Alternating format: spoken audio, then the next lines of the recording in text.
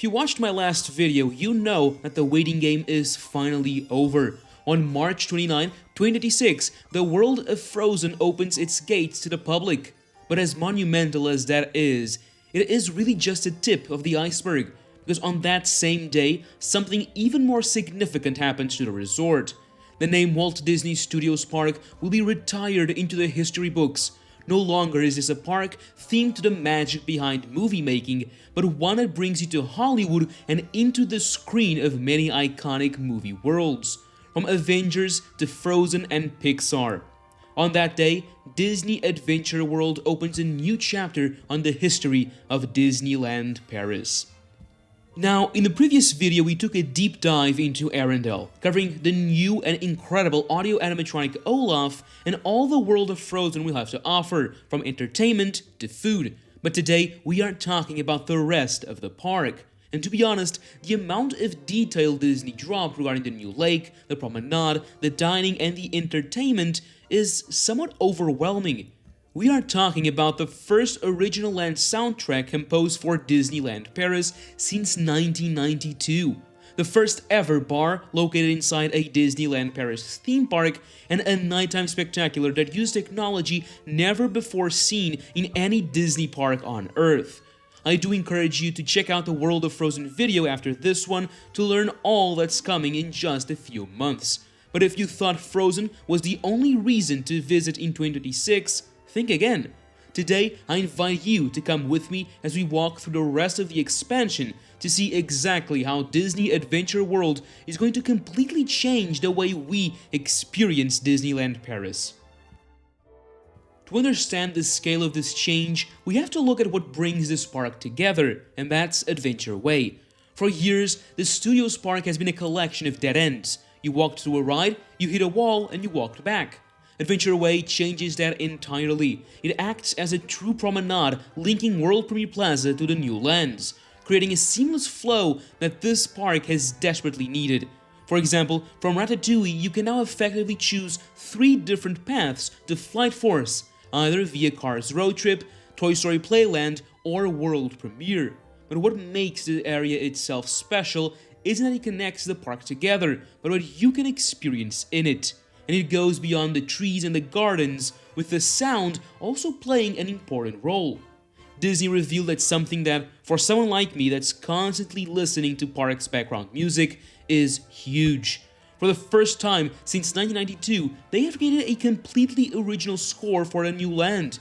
This isn't a compilation of movie themes you've heard elsewhere, and sometimes out of place, but a 45-minute original loop composed by Philippe Rombi, a French composer, and recorded at the legendary Abbey Road Studios. According to Michel Dandolk, the music blends a French touch with Hollywood-level orchestration, designed to evoke nostalgia and lighthearted adventure. This is a massive departure from the current park, which relies heavily on direct film scores. Depending on where you are, the music you hear may be different, as when you walk from the gardens to the restaurants, the audio shifts dynamically. The main walkway gets the full orchestral version, while the new Regal View restaurant gets an intimate, piano-only version. This gives the land a unique emotional identity that stands on its own, creating a sense of place that isn't just relying on IP to do the heavy lifting. As you walk down this promenade, you'll pass through themed gardens that are finally bringing some very much needed greenery to what has historically been a concrete park. We have the Toy Story Garden, which acts as a new gateway to Toy Story Playland, featuring very large statues of Woody and Jessie and shrubs trimmed into toy shapes. But the real highlight here is the Gazebo Garden. This is an English-style setting with bronze statues honoring British-inspired films like Peter Pan, Winnie the Pooh, and 101 Dalmatians. Entertainment will play a huge role all throughout Disney Adventure World, and it starts here with Disney having confirmed a slate of entertainment happenings for all throughout the park. Some that may not be completely new to us since we've seen them happen in the Disneyland Park during the Disney Music Festival this summer. So, in Gazebo Garden, both Mary Poppins and the Pearly Band and Miguel's Fiesta Latina will be showcased.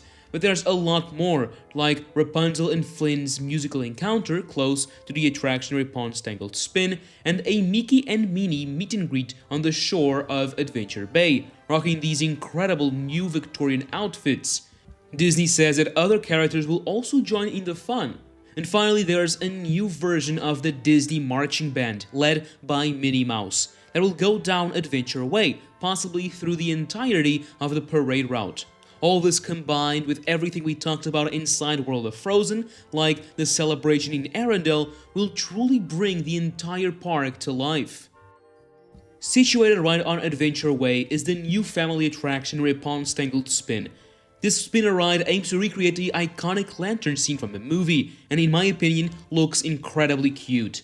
Mechanically, it is similar to the Mad Hatter's Teacups, but the theming here elevates it beyond a simple spinner ride. Guests sit in sculpted gondolas and whirl beneath a beautifully painted canopy illuminated by many floating lanterns, truly recreating the iconic festival scene from Tangled.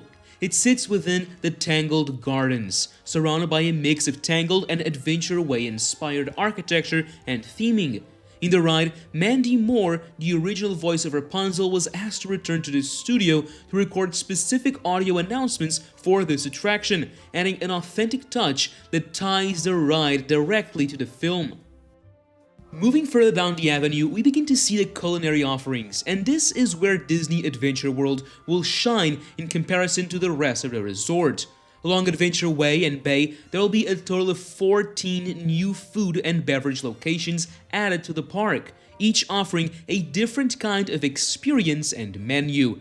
Starting with the Quick Bites, we have the East Pavilion, now officially named Café Luminosity. This location is interesting because it serves a dual purpose. It houses the technical room for the night show, but for guests, it's a spot to grab an original hot dog concept with 4 signature recipes and cinnamon rolls. The second pavilion, now officially named La Terrasse Panoramique, serves bread bowls and New York rolls. There are many smaller offerings too, such as 3 kiosks that will line the walkway leading up to World of Frozen, serving diverse items such as brioche rolls, stuffed potato waffles, and many Disney princess-inspired desserts. Adding to all this are still 5 chalets and mobile carts that will be added along the different walkways. I'm pretty sure there will be at least 1 mobile cart selling some champagne to enjoy those late sunsets during the summer, just like on Main Street. However, the headliner of the dining lineup is the Regal View Restaurant and Lounge. This is the large table service location we've been watching rise from the ground for so long.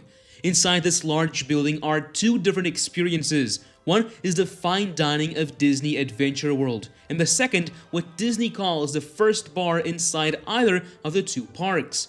I personally think that the restaurant looks very good, decorated with embroidered drapes, floral tapestries, and impressive murals. But the real draw are the characters.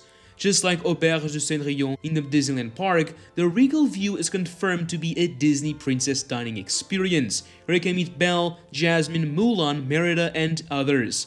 Disney also noted that Aurora and Ariel will be wearing never-before-seen looks, which likely means gowns designed specifically for this venue. The ornamental plates used in the restaurant were handcrafted by the Royal Delft, the renowned Dutch manufacturer and official supplier to the Dutch royal family. And there are many other details that you usually only see in the flagship hotels, and seeing them applied to a park restaurant shows the level of investment Disney is putting into this. The lounge side of the building is designed as this elegant wooden bar with golden accents and very large windows that offer impeccable views of Adventure Bay and Frozen, and one day even the Lion King. I can't help but think that the bar reminds me of the style and design from the old Disney Cruise Line, which I would say is a huge compliment. The food and beverages to be served here are being finalized by the chef and the culinary team, but from what we've seen, it looks very nice. The views, accompanied by those piano renditions of the Land score we mentioned earlier, are sure to be a big draw for those wanting to escape the busyness of the theme park and rest for a while. The offerings, the ambiance, and of course the prices are a clear signal that Disney Adventure World is aiming for a slightly more mature, sophisticated demographic in the evenings, similarly to Epcot's World Showcase. There isn't a major shop outside of World of Frozen's 2 locations, but there are 4 smaller boutiques that will be selling some great merchandise from day one. The first is right at the start of Adventure Way, themed to an extension of the Hollywood Tower Hotel. The second in front of Tangled and themed accordingly, that promises to be the place to visit for Rapunzel-inspired items. Close by, in front of the lake, lies one more, and then off to the right closer to Road Trip yet another. These will be selling all kinds of items, but I still think that a larger store would be very welcome here. As we move past the restaurant, we finally reach the heart of the expansion, Adventure Bay. This 70,000 cubic meter lake is the new hub of the park, changing the layout from a U shape into a wheel shape. This is where every single day will end. The grand finale, the reason Adventure Bay exists. As night falls, the park will debut its new nighttime spectacular, Disney Cascade of Lights. Disney is calling this their most technologically advanced nighttime spectacular ever, and looking at the details, it's hard to argue with them. Designed in a 360-degree configuration, the show allows visitors to enjoy views from anywhere around the bay, including the tiered viewing areas on the banks and the dining tables at Regal View. The production itself pushes the boundaries of innovation by featuring the world's first integration of aquatic drones. These are drones that float on the water, almost like mini-boats, working in sync with the next-generation aerial drones in the sky, fountains, lasers, and projections. The drones to be used in this show have been created from the ground up in collaboration with Dronuses, the company behind the technology Disney uses. These new drones are smaller, faster, brighter, and more reliable. This last point might be the most important of them all, as these drones will be able to operate in rougher conditions and even fall in the water if something goes wrong, as they're waterproof. Most of the show elements are on the large 5 barges that will come from backstage 2 hours before the show is set to play and dock at the center of the lake. These that have some incredibly interesting names like Lion, Frozen, Racer, and Navi. I wonder... Well, either way, they include lights, pyro, the drones, projections, fountains, and more. However, all around the lake, 240 lighting fixtures have also been positioned on rooftops and other structures. The drones will fly at only 20 meters, and seeing them work together with the firework effects will be truly incredible. Combined, the water drones and the normal drone count comes to 379, with this combination creating choreographies that unfold at the same time across the sky and the water surface, something we haven't seen anywhere. The story is described as an emotional journey about finding your inner strength, featuring moments from Moana, Hercules, Mulan, Zootopia, and even the Marvel Universe. The 16-minute show is an invitation to believe in your own power, narrated through visual storytelling and, of course, the music that plays a massive role.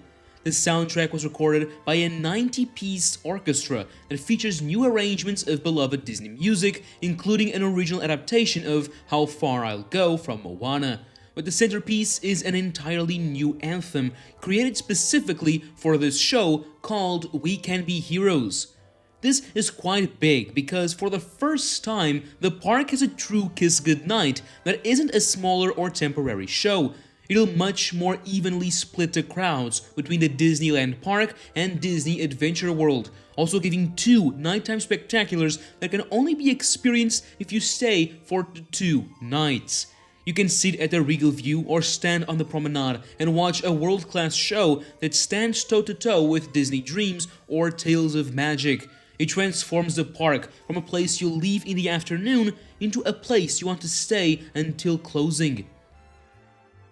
When you look at all these elements together, the original Philippe Rombi score, the entertainment in the gardens, the intricate detailing of the Tangled attraction, the premium dining at Regal View, and the groundbreaking technology of Cascade of Lights, it becomes clear that this isn't just an expansion, it's a complete restart.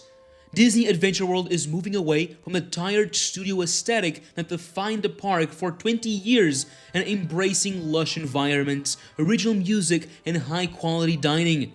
It is finally becoming a theme park that invites you to linger, to explore, and to relax. On March 29, 2026, the walls come down and we will finally be able to walk down Adventure Way and see for ourselves if the reality lives up to the promise. I will of course be there the first day I can to explore every inch of this, from the taste of the hot dogs at Cafe Luminosity to the sounds and sights of Cascade of Lights. Next year will truly bring many exciting moments. Now that you know everything that was announced for Adventure Way and Bay, I urge you to watch the World of Frozen video and learn all that's happening on the first immersive world around the lake. This is the start of a new era for Disneyland Paris, and there is still a lot more to come, from the Up ride, which will open later on, to the massive Lion King attraction joining the lineup, so make sure to subscribe as not to miss a thing. Now I ask you, what do you want to check out first? Is it the Regal View Dining, the drone show, or one of the many different kiosks? Let me know down below. And now, as always, thank you for watching, and that's a wrap.